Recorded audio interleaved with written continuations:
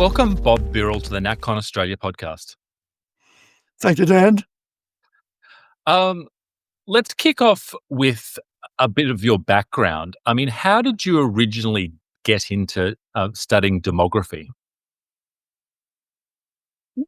Well, it's occurred over decades. When initially I was focusing on environmental issues.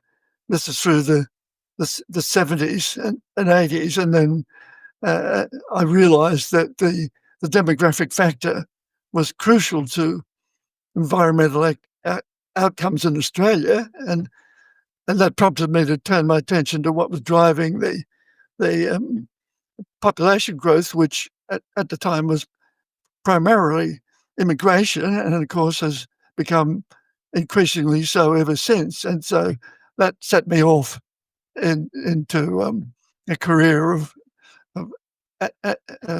focusing as a demographer, but primarily on the immigration component. And so in this discipline of demography, what would you say are the main points of difference between demographers, people like yourself, and then Peter McDonald and Abul Rizvi, who's a former Deputy Secretary of Immigration? Well, we've had decades of jousting, that is, between myself and the two you mentioned and many others. But I think that the dominant difference is that those demographers who consistently supported high levels of migration simply don't pay much attention to the consequences of the numbers that are coming in. That they consistently downgrade these implications. There's an underlying bias in there, which I think is held by most progressives and certainly most academic and market economists, that growth is good, and population growth and immigration in particular, because it adds to that, must be good too. Right. And so they have been responsible for the immigration policy in Australia largely over the last 20 plus years.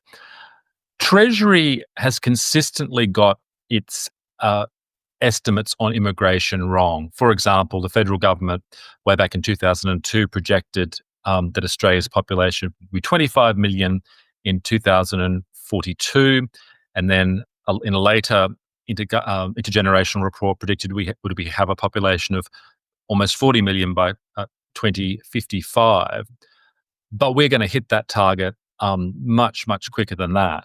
So what's the core problem there? What don't Treasury understand? Why are they making such wrong forecasts? Well, first of all, Treasury has a mindset in which it approves of high migration because it drives one of the 3 Ps of population participation and productivity. So the more people, the higher the overall level of GDP growth. And from Treasury perspective, this is adding to the tax revenue and is a good thing. As to why they consistently get their estimates and forecasts wrong, well, it's because the main dynamic of net overseas migration, which I better just define for you and your listeners before we proceed. Now, net overseas migration refers to the difference between the number of people who the ABS, Australian Bureau of Statistics, defines as residents who come into Australia versus the number that it defines as departures. That's the net of that figure that is the usual focus for debate about immigration issues. Now, net overseas migration has in recent years exploded to almost 1 million over the last couple of years, and the main reason for this is that NOM is driven by temporary migrants, primarily overseas students. There's a vast, hundreds of thousands difference between the numbers that arrive in Australia on overseas student visas versus the number who leave, who hold overseas student visas. Now, the Treasury and the government, because they don't actually control that number, rather it's left to the universities as to how many they want to recruit, and how active immigration agents are in recruiting them, tends to underestimate, certainly in recent years, the scale. Most people, when they think of net overseas migration, think of permanent migration, but the numbers of permanent migrants or people arriving in Australia defined as residents who've got permanent residence versus the number of residents, Australians and former migrants who leave each year is a minor number. The dynamic is temporary migrants, primarily students, and the government doesn't have a good hold on it, and anyway doesn't want to let people know just what the scale of the influx is from that source. So I think that's the main reason why we're getting this extraordinary disjunction between actual NOM levels and projections or forecasts from the government's population office. The Prime Minister, Anthony Albanese, was on Q&A, I think last night, and he was put some questions regarding immigration. And he said, yes, the numbers have been high, but this is essentially over the last couple of years, but this is a catch-up because of the people that weren't able to come here during the COVID lockdowns. What do you make of that argument? Yes, well, it is true that after 2021, when there was a temporary hold on the influx of overseas students and some encouragement for those already here to go home, that certainly contributed to the subsequent upward movement in 22 and to a degree in 23. But in the last couple of years, the huge numbers of overseas students arriving is primarily a consequence of active recruiting and government policy support. It's not a catch-up. Right. The most immediate and pressing criticism of the immigration program is its alleged effects on housing and rent. What do you say about that? Some say it doesn't have as much impact as people claim. Where do you stand, Bob? Yeah, well, there's obviously two sides to this. There's the supply side and the demand side. And just to make a preliminary comment on the supply side, that has collapsed because developers, builders can't afford to produce affordable houses or apartments that can be afforded by less affluent members of the community. So the demand side is absolutely crucial in a situation where we've got a significant slowdown in housing supply. The idea that we should add massively to the demand side through immigration just lacks all credibility. And in actual fact, our analysis shows by far the largest source of growth in the demand side, particularly in rental housing, and particularly in Melbourne and Sydney, where just over half of all overseas students settle. That source of demand is the main source. It's the prime factor that's making rental unaffordable for the large numbers of young Australian residents leaving home or trying to set up a new household.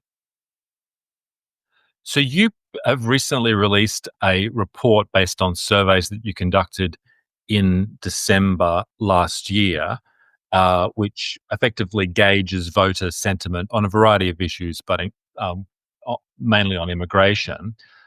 What did those results show in a nutshell? Well, what we were doing was just assessing how the Australian electorate felt about the government policy of high migration, uh, of letting the market determine the outcome of economic transactions, and how the voting public felt about the progressive values have accompanied that economic agenda and high migration. And on each of those three dimensions, we find that the great majority of voters, that is, those eligible for voting, not residents, do not support any element of those programs. There is majority electorate um, dissent from those strategies. You have previously advised ministers for immigration in Australia. I believe Peter Dutton and also Philip Ruddock. Why has it been so hard to change public policy on immigration to accord more with community sentiment? Yes, well, it's true. I did have some input in the Howard government years when Philip Ruddock was the Minister for Immigration, and he, as was Howard and some of his key ministers, were quite sympathetic or open and supportive of immigration reform from the Hawke years, when they believed that the Labor government simply laid out the welcome mat, largely on political grounds, and opened up the migration program. And they did implement significant reforms in the 3 years, 2016 to 18, when Peter Dutton was the Minister for Home Affairs. He was broadly sympathetic to the idea of reform and responsive to suggestions of how to tighten up family reunion, how to improve the permanent entry program, and so on. But it's become increasingly difficult, even when you've got a minister open to reform, in at least over the past 10 to 20 years, because the interest behind maintaining high migration are so strong, so deeply embedded within the Australian economy and society, that you almost need a revolution of the sort that's occurred in the United States and occurring in Europe to bring about a fundamental change. We saw that last year, in 2024, when the end of 23, the Labor government, in response to a lot of criticism and some polling data showing that the electorate did not approve of the numbers it was bringing in, did tighten up on the visaing of overseas students. And it continued that policy in the first half of 2024.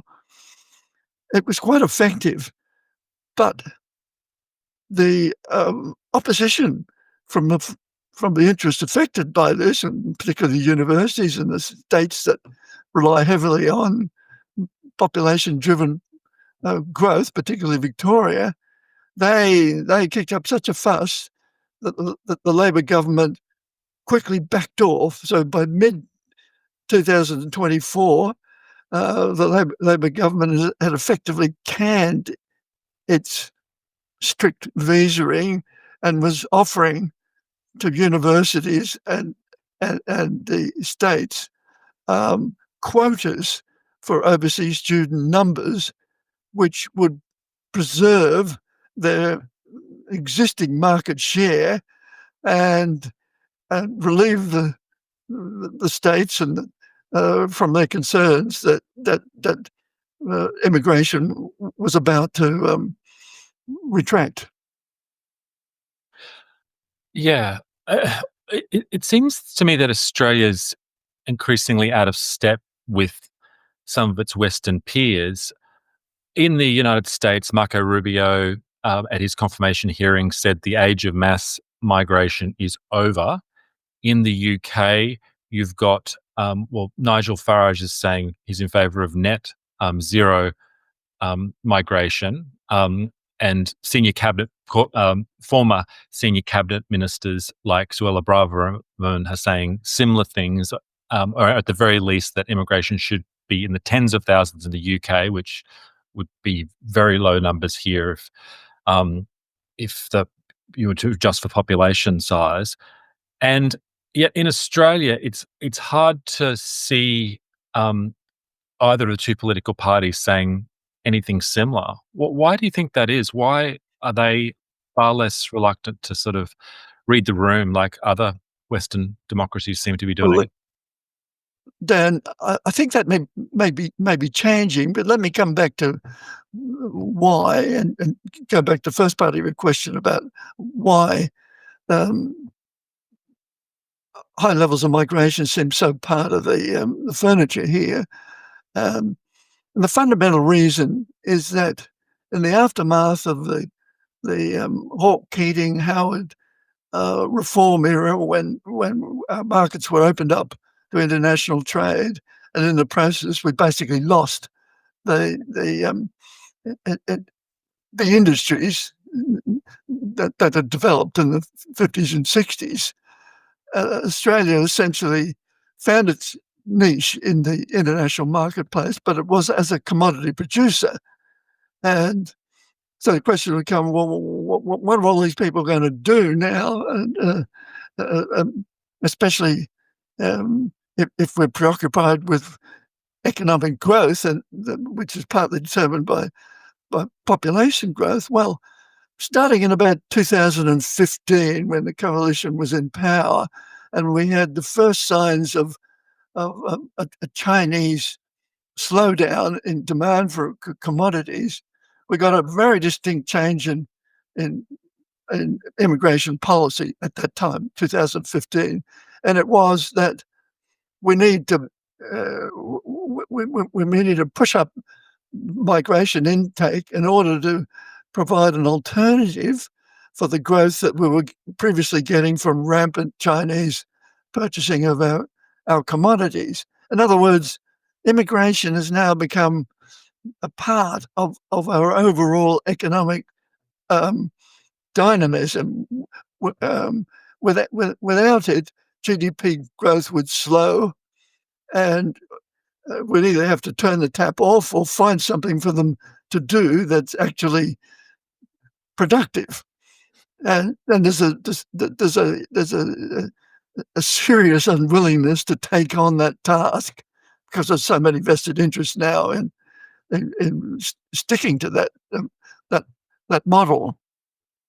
Now, it although for some years now, when we ask voters about how they feel about migration and population growth, most of them are fairly negative, but it hasn't had the political consequences that it's having right in Europe and in the United States. And it's partly because in those two countries, high levels of migration are very closely associated with asylum seekers, um, entry from people from global south, particularly Islamic countries, and that's clearly associated in critics' mind and in voters' mind that to the extent we maintain high levels of immigration, it's going to represent a challenge to the way we see ourselves, because um, these migrants are thought to have their prime identity in their own community and religions, and strongly identify with events back in their country of origin. So immigration in that setting for those countries is a real threat to voters. It hasn't been in Australia because since the early 2000s, when we got control over boat people, immigration hasn't been associated with illegality or asylum seekers. Now, that is now changing. This is something we can talk about, but certainly since October 7, the Hamas attack on Jewish settlements, I think we got a new situation in Australia. Yeah, I mean, there's a lot to go through there. There's been a transformation in our economy. We've opened up, but we've hollowed out all our industry. We've becoming very reliant on commodity exports, and we're using immigration as an additional source of growth. And then you have the people from Treasury and elsewhere say, well, we really need, the problem really is our productivity. We need to lift our productivity like we were able to do during the 80s. What impact does immigration have on productivity, in your view? Well, I don't think there's any doubt that an economy dependent on high levels of population growth, which implies, in turn, a focus on city building, and but particularly on the provision of services, health, education, disability, police, and so on, is inevitably going to be a low productivity economy because these service industries, being based on people, simply don't have the capacity to improve productivity, as has been the case with the mining industry and manufacturing. And so the fact that Treasury and many market economists keep on asserting that we just need more dynamic growth and we can get it by population, and that in turn will somehow stimulate the emergence of high productivity, knowledge-intensive services. I mean, these interests have been saying that for 30 years, and it's never happened. And they can say this because the whole army of economic technocrats have been raised to believe this. They just repeat it by rote, even though it's becoming sillier and sillier by the year.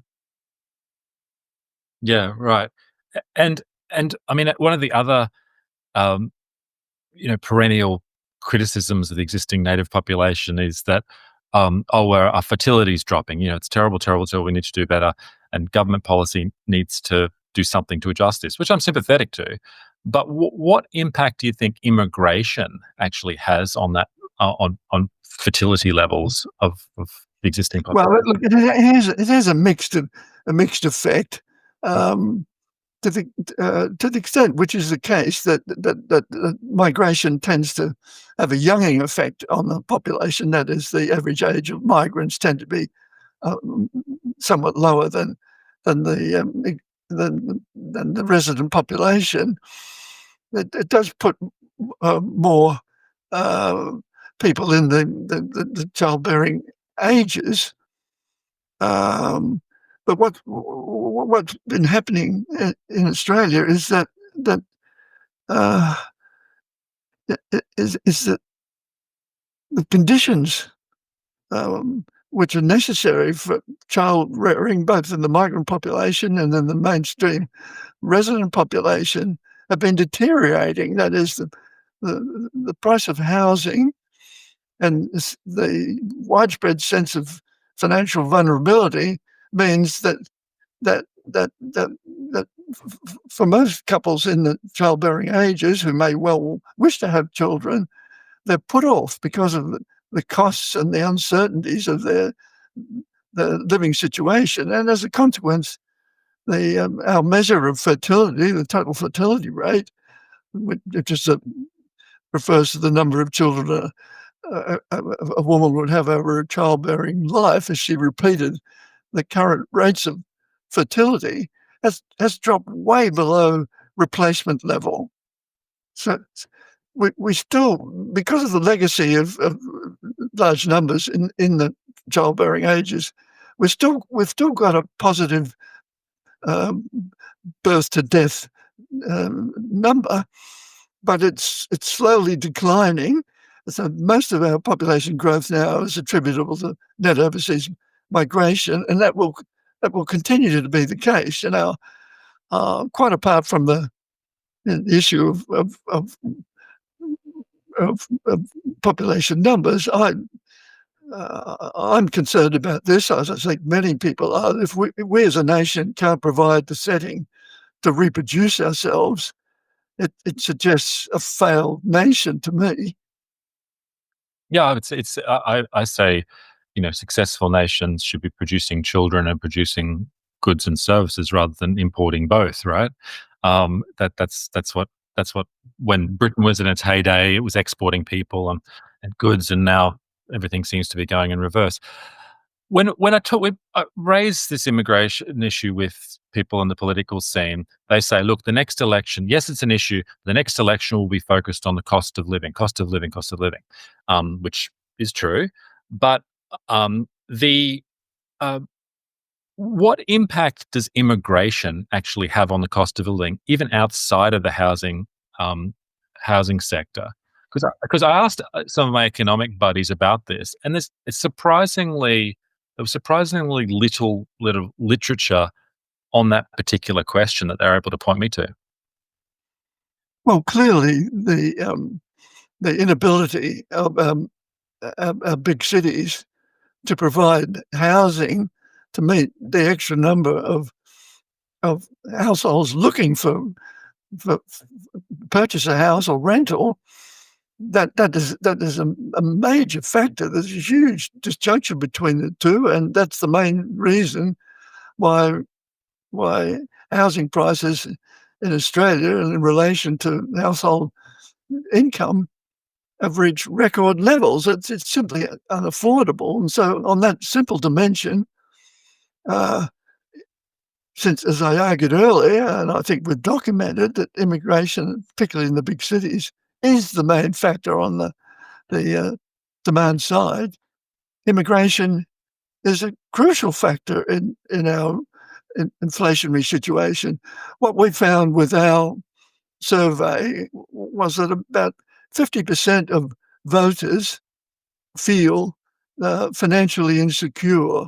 They're either just getting by or much worse.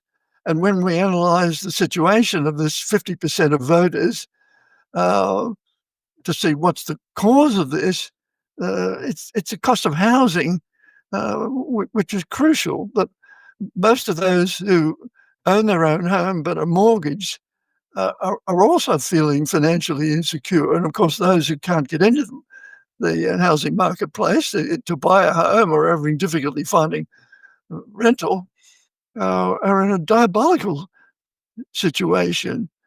So uh, it's a potentially important political factor. Now, we're of the view, like many pollsters, that cost of living is the crucial factor and is likely to be the crucial factor in shaping people's votes. And we found with our survey that most of those who are financially insecure um, do not favour the coalition for obvious reasons.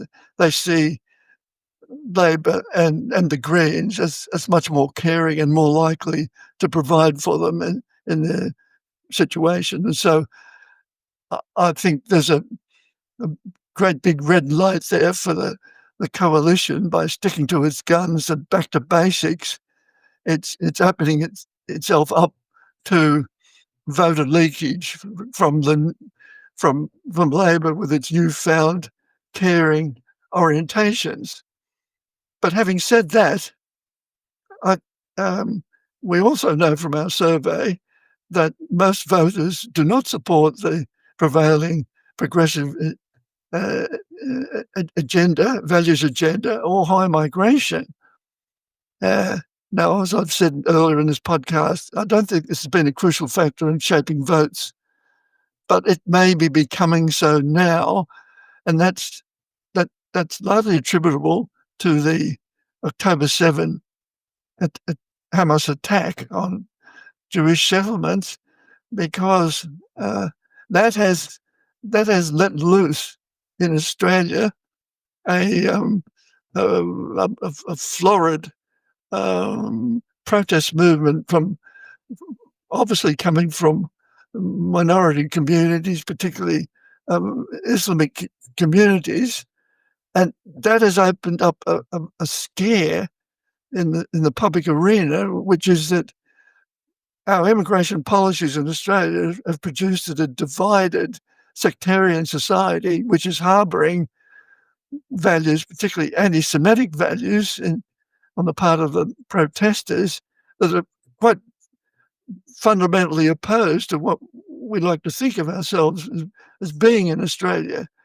Now, I suspect that if this issue becomes a key focus as the election campaign unfolds, and particularly if it involves major reform proposals from the coalition on citizenship, how we define it, how we access it, then it could become a vote-changing issue, just as it's become so in the United States and UK and Europe. And the key point here is that the emphasis on citizenship, which we're now seeing across the globe with the Alliance for Responsible Citizenship and so on, to the extent that elites emphasize the importance of citizenship, that is, of countries being based on ordinary people's identity as citizens of their nation, that emphasizes collective responsibilities, collective duties, and downvalues or disapproves of the progressive values agenda, which is all about diversity, encouragement for community emancipation, individuality. It's a fundamental challenge to the left of centre values and immigration identity, and it could become a vote swinger in as the election unfolds. If there's no substantial change to Australia's immigration policy, what does Australia look like in 10 years' time? Well, look, it's more of the same, but I think to get a sense of just how bad it is, you have to look at Victoria, and to a lesser extent New South Wales, because both economies are now dependent on population growth and associated city building, huge infrastructure investments and service growth.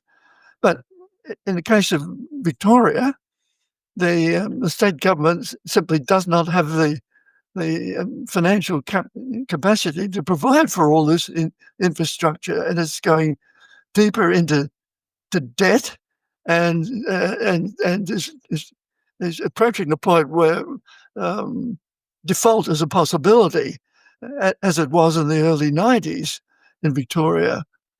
Now, what happened in Australia, of course, is that the federal government of the day will have to rescue Victoria by additional support, welfare support for all those who can't find employment, more GST payments, more capital payments to pay the bills, and to a lesser extent, this will happen in New South Wales as well. So it's an ugly outlook. Yeah. Um, the United States, there's been a change of government, and they have, as you noted, I think earlier on, a much bigger problem with illegal immigration than we have had. Although our numbers are, we have a major mass immigration problem, as increasingly they do too. What do you think of Trump's immigration plans and their realistic chance of success? In particular, not just the wall, the famous wall, but the deportations that he has promised to undertake. Well, I think that there appears to be little doubt that by marshalling the resources of the US state, that they will be able to significantly slow down the movement of asylum seekers across the southern border. And it's already happening. As to the state's capacity to deport 10 or 11 million people who are in the United States illegally, well, that must be doubtful. But enormous opposition likely from those affected and all those who support the cause of these people in the United States illegally. But overall, there doesn't seem to be any doubt that Trump's change of stance on these issues is going to have a major impact. We have to remember that net overseas migration in the United States is nothing like the level it is in Australia, at least in relationship to the size of the population. We are the global champions as far as the share of overseas-born persons who are residents, just over 30%, something like that in the United States. So, and the same is true in Western Europe, that asylum seekers have certainly had an enormous political impact, but at least since 2015 and the million or so that arrived that year, the demographic impact hasn't been anywhere near as great as in Australia. Britain is a bit different.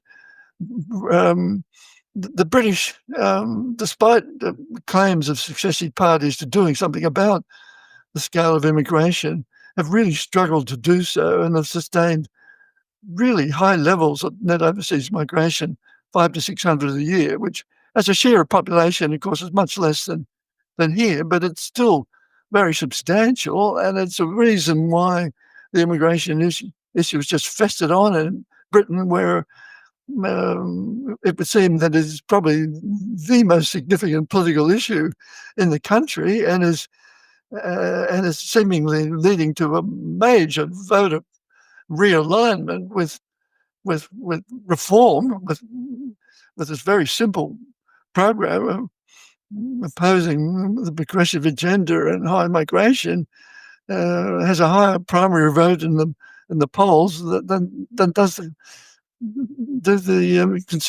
Conservative Party. So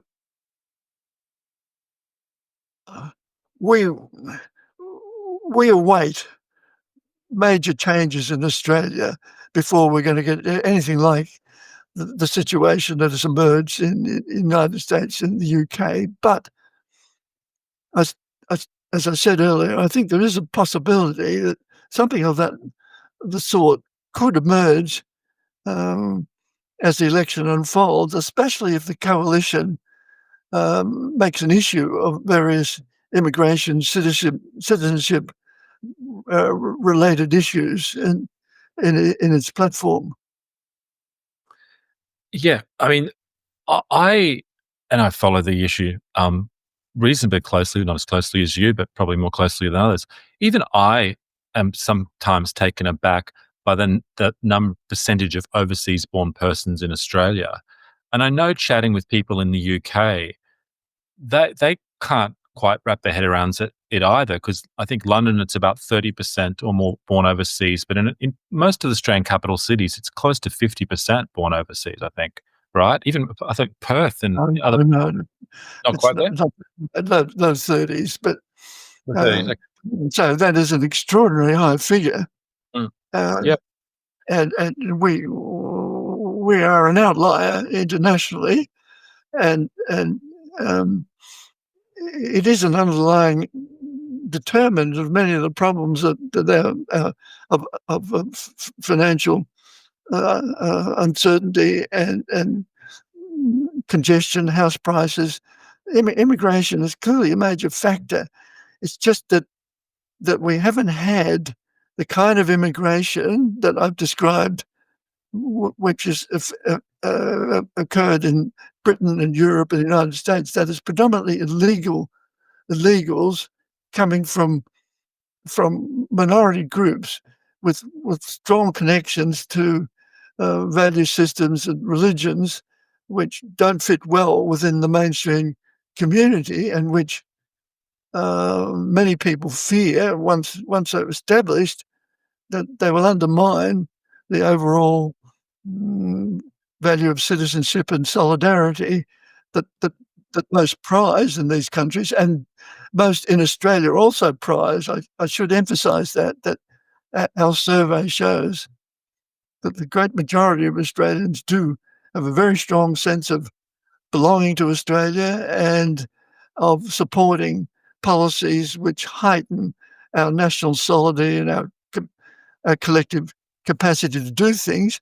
And that the other very important finding of our survey was that this also applies to most migrant voters. Now, I remind you that voting does require citizenship, and there are literally millions in Australia who do not have citizenship. So, whereas our sample, about 20% of voters are overseas born, and as we indicated earlier, some 30% of Australian residents are overseas born. But nonetheless, of the overseas voters that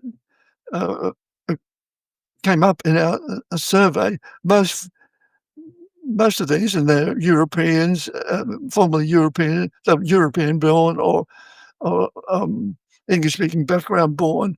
Most of those feel just as strongly about belonging to Australia and about the importance of overall national solidarity and citizenship, and just as concerned about excessive diversity and high migration as are the Australian-born voters. It's a major finding, and at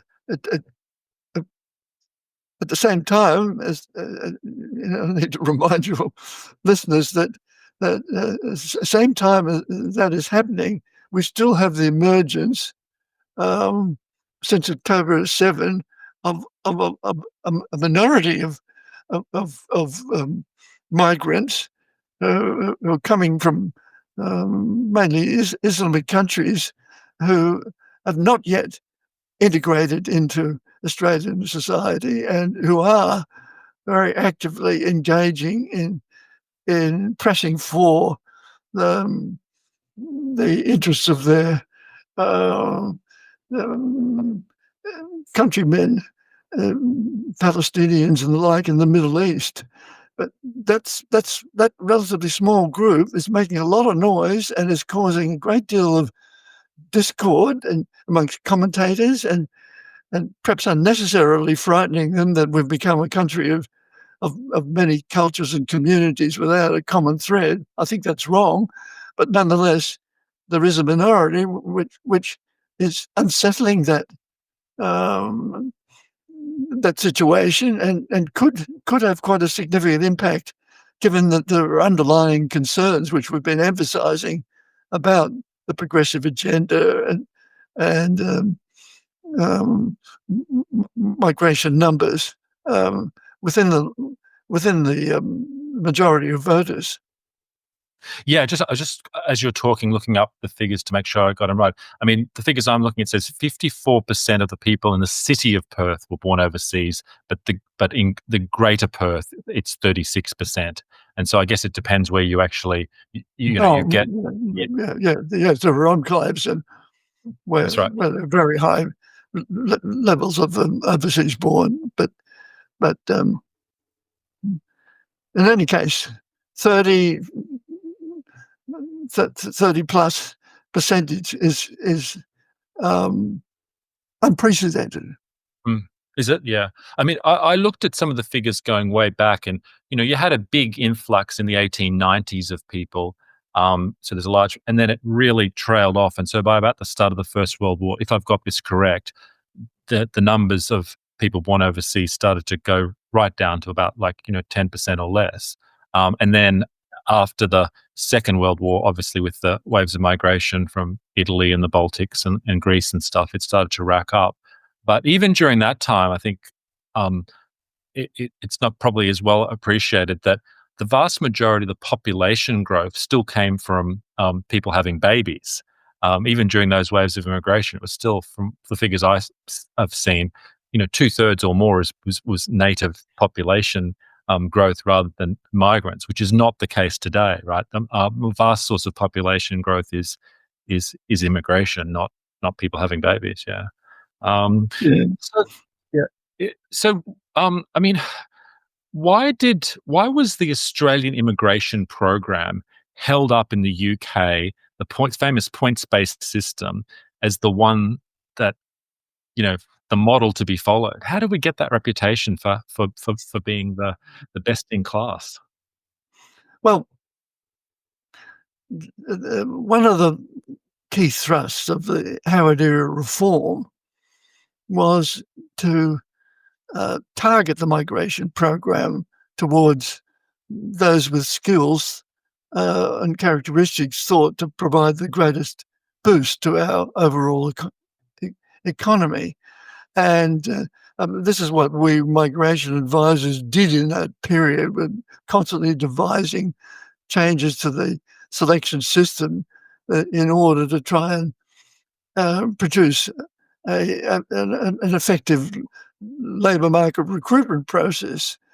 And so all those innovations that added up to a system which other countries were simply not hadn't experimented or with to the same degree we had. So uh, to the extent that they assume, well, our migration program is all about um, highly selecting highly skilled immigrants, then we provided a base for emulation. But as we've been saying in the course of this podcast, that's not what Australia's overseas migration program is now about. It's predominantly based on temporary migrants and the annual excess of the numbers coming in with overseas student visas and other temporary visas versus the number of departures leaving with those visas. And the key characteristics of the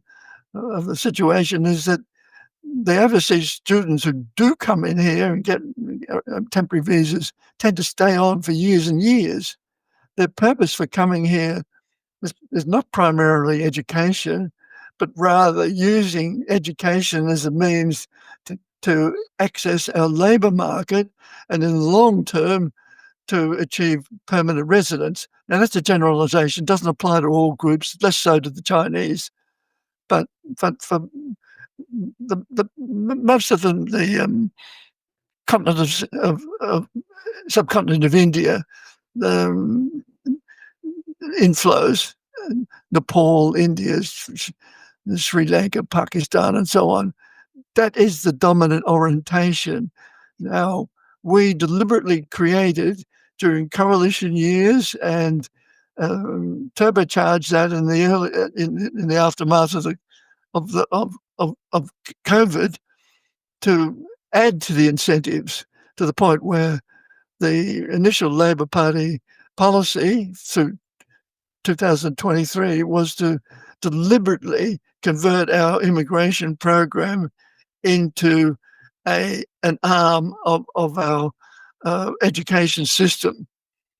We'd never done that in the past before. It was always considered a supplement, but for a period, it was Labor government policy to do this. In other words, recruit these people from our allegedly high class university training system directly into our workforce.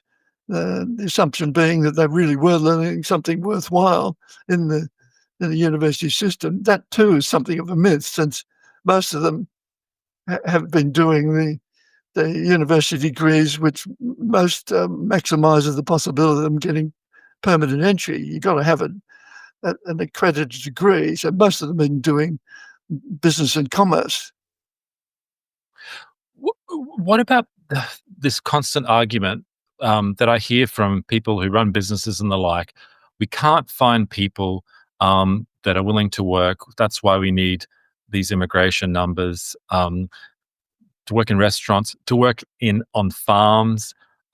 If we didn't have these immigrations, we wouldn't be able to have anyone to do the work that needs to be done.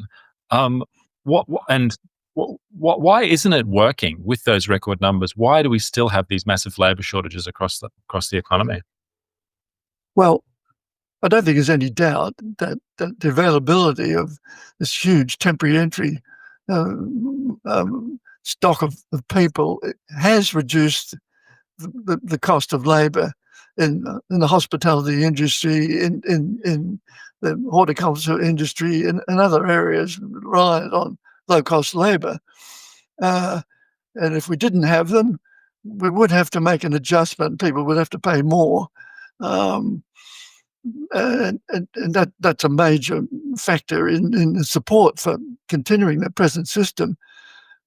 But most people, most advocates don't use that excuse. They're focusing, as you put it, on skill shortages and alleging that we don't appear to have the capacity, or our young people the willingness to learn these skills.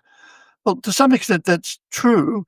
And first of all, it starts with the universities, that because their preoccupation has been to maximise the influx of overseas students from the point of view of providing for their budget needs, they have prioritised training of overseas students in key areas like IT and engineering. There are more overseas student graduates in those two fields now in Australia than there are domestic trainees, and that's deliberate university policies.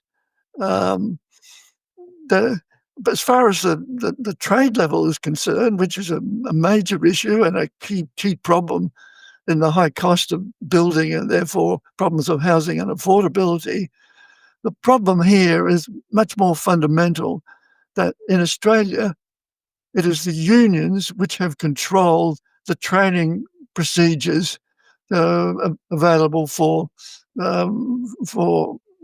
apprenticeship level, trade level occupations.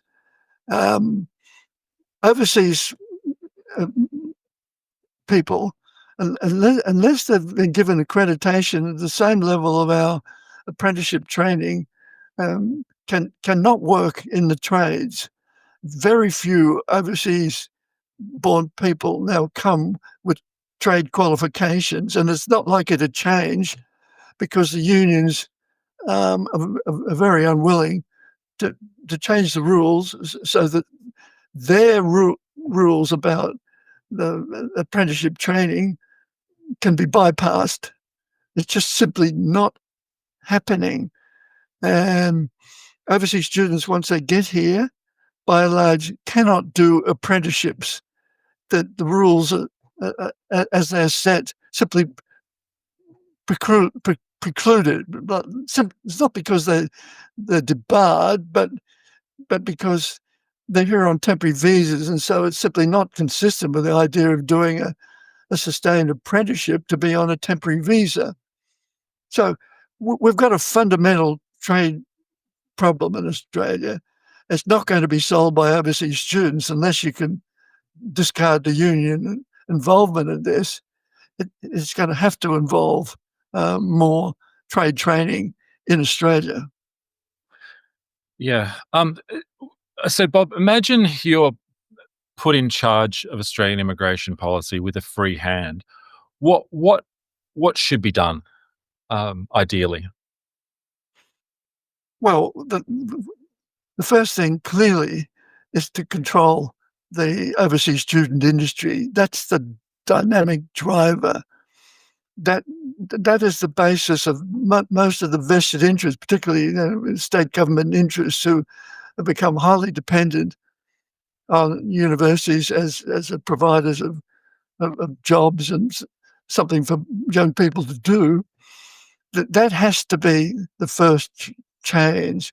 We have to get the universities to focus on training Australians, residents, not overseas students.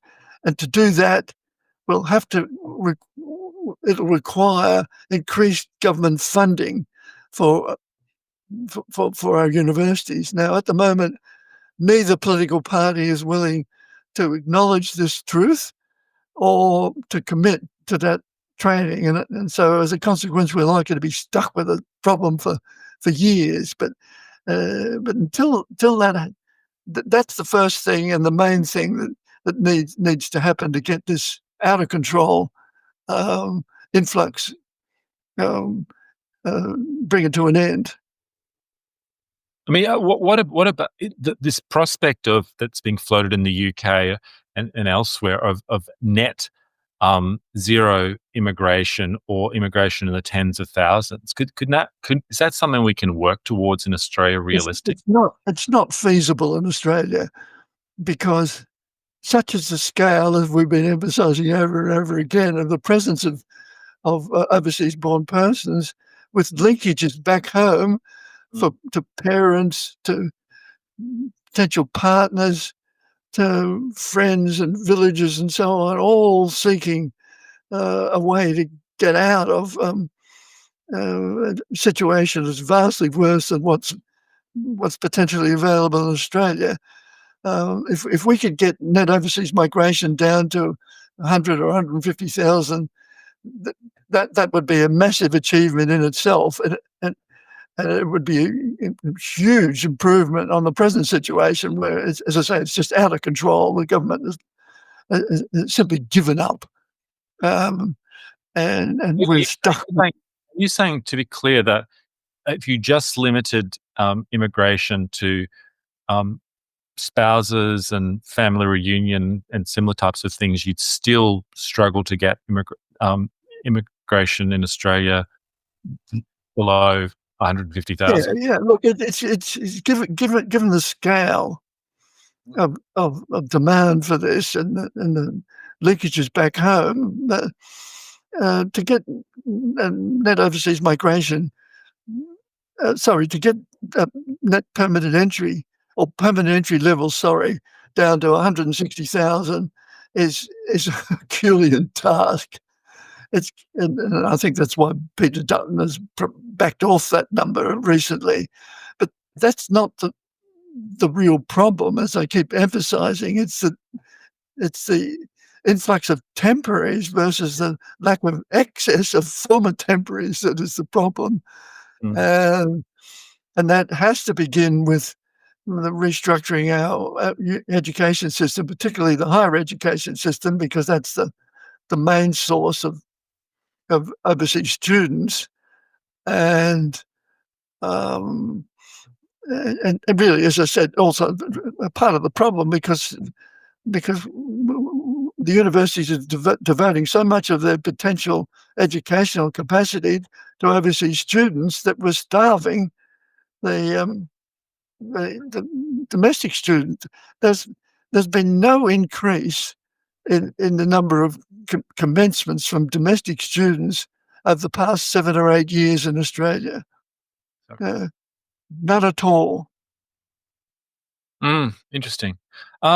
Yeah. So, I mean, if I got you right, even if we completely got rid of the temporary ones, it's just unrealistic.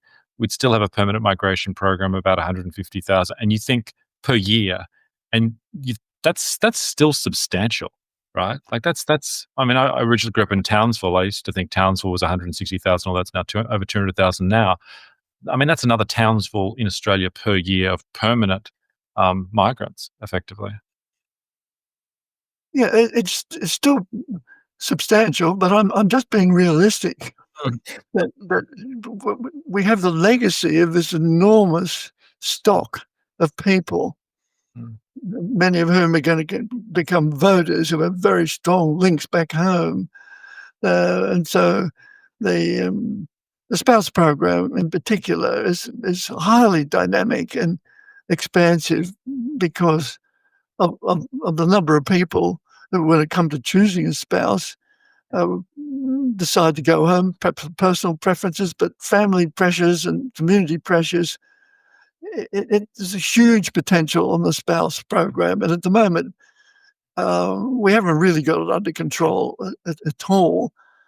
Likewise, for enormous pressure for more parents. Now that is more under control, but the linkages are just so strong. Visitors, family members coming here and then deciding to stay on, and it's extremely hard to deal with these pressures given this background.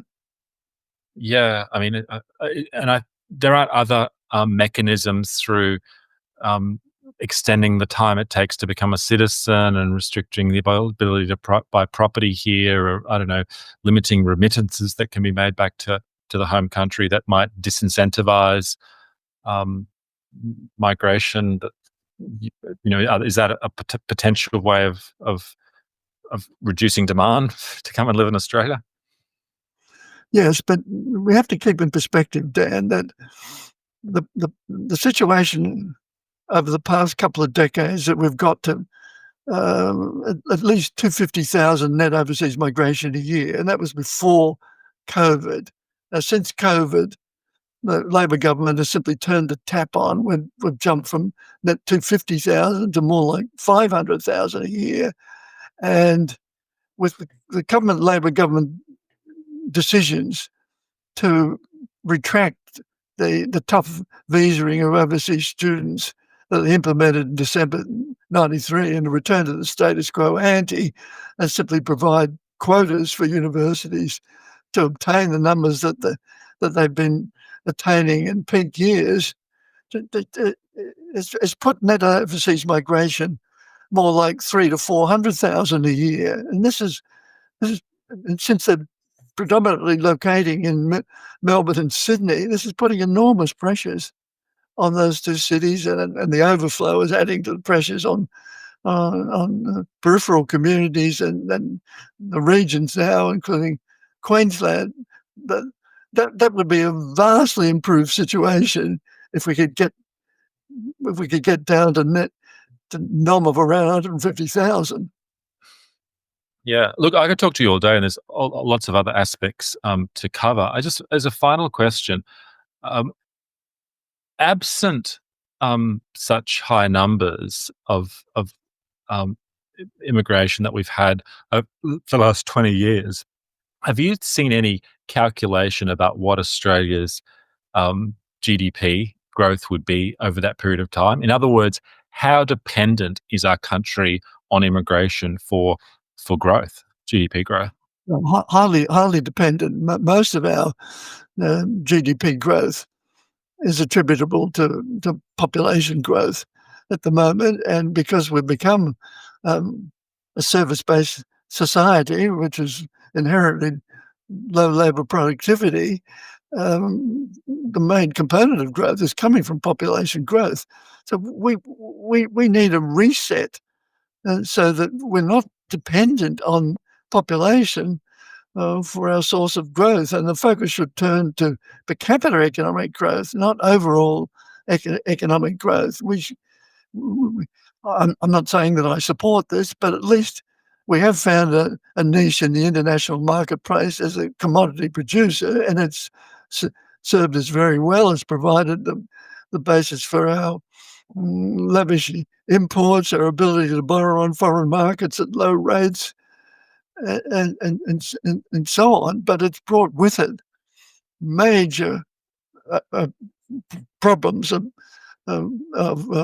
providing for all these additional people. So the logical thing to do, from my point of view, is that we need to live and live better by making the most of our resource bounty but doing without this gratuitous addition of hundreds of thousands of extra people every year.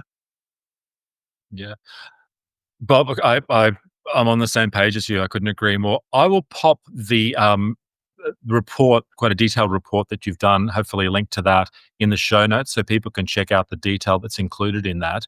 And if people want to find out more about your work and what you do, what's the best way for them to locate? Well, if they go to the TAPRI website, TAPRI, Google that, they will be able to immediately access all of our research reports and current comments. So it's all there.